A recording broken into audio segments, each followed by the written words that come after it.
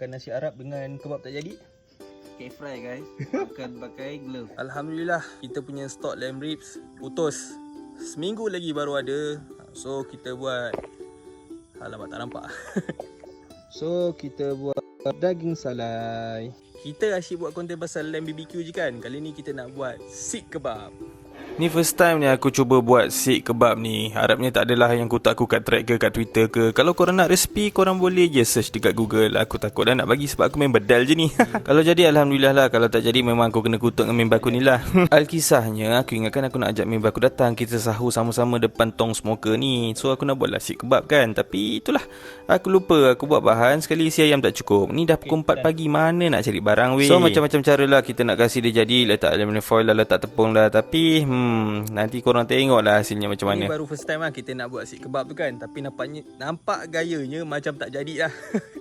So kita jadikan dia kebab aja. Dia tak jadi seek kebab, asalkan boleh makan je gini. Nampaknya kita punya seek kebab tak jadi, tapi dia jadi. Dia jadi macam ni. Ni kebab juga. Guna daging kebab ayam kan. Tapi dia jadi daging cegoi. Tak apalah, rezeki Alhamdulillah, kita makan je. Macam ni, InsyaAllah.